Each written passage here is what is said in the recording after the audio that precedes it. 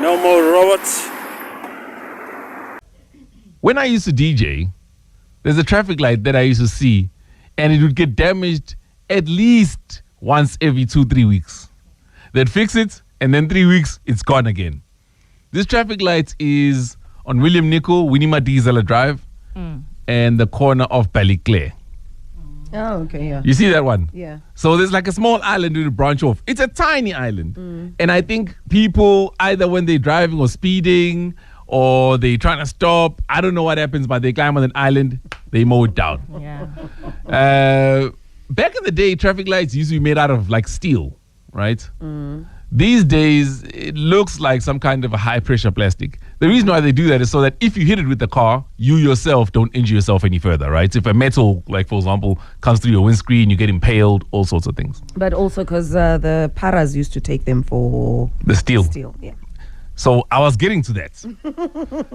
Generally, there's obviously all sorts of like steel works, and there's also electronic cabling that runs in those things. Oh, yes. And that cabling is copper cabling. So if a traffic light doesn't get hit, for example, by a vehicle, then sometimes people will just vandalize it. And yesterday, I was actually interesting because I was watching this as it was happening, and I thought, oh, well, this is a bit of a thing.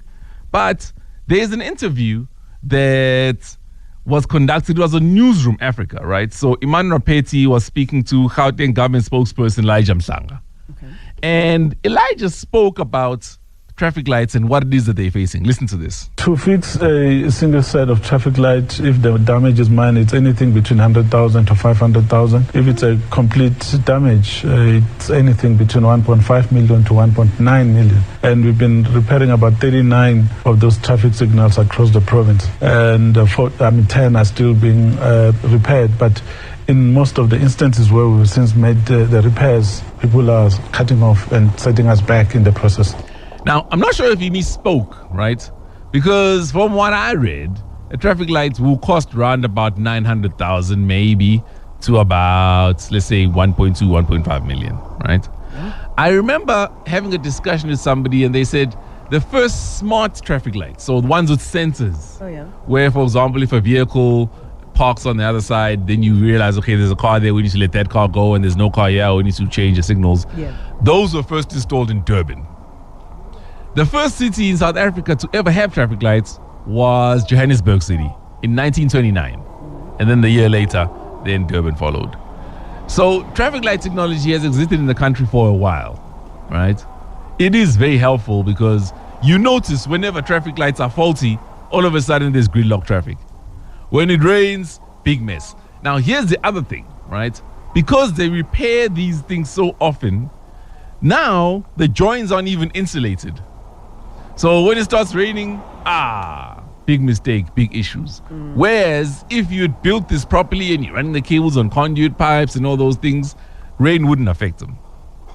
But this issue of vandalism is very, very, very big. And it's a serious story because it leads to a knock-on effect now of obviously how much money gets spent. Listen to what Elijah Mhlanga went on to say. This is also from Newsroom Africa. Well, because the police have reported to us, we meet with them every Monday morning and they report to us what they find when they go to scrap metal dealers. They tell us that there's copper cables that are found there in some of our metals, things that you not normally buy or find anywhere else. Because this is specialized equipment only for traffic signals, but it's found in those places. So we are saying to that industry that we really need to work together. You can't just be buying stolen items. And what is complicating matters even more now is that the material that is needed to fix traffic lights is not available in the country. That's why it will take up to 3 weeks for us while we wait for that material to be delivered.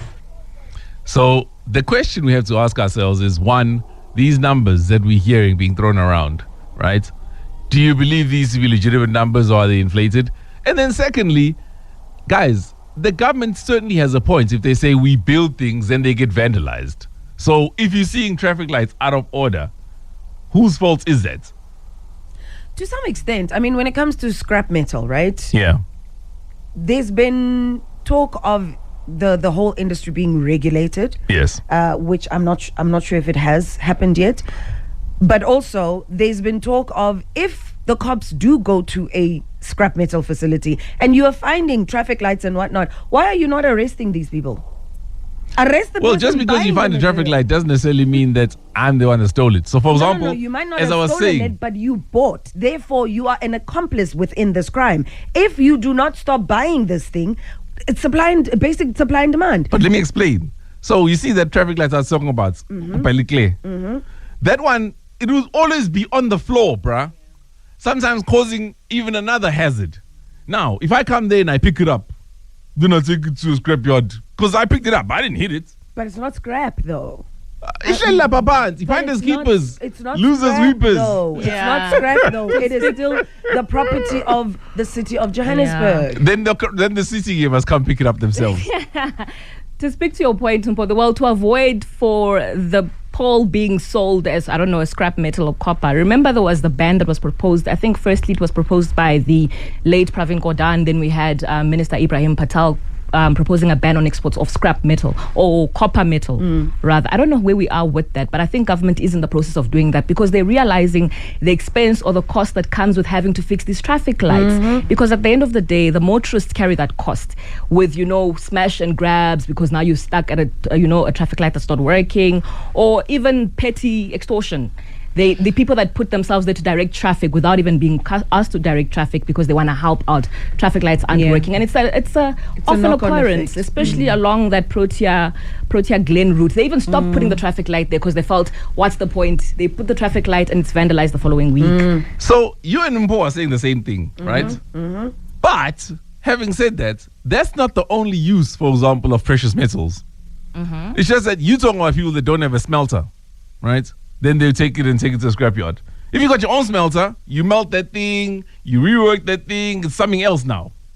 Copper goes into a lot of things.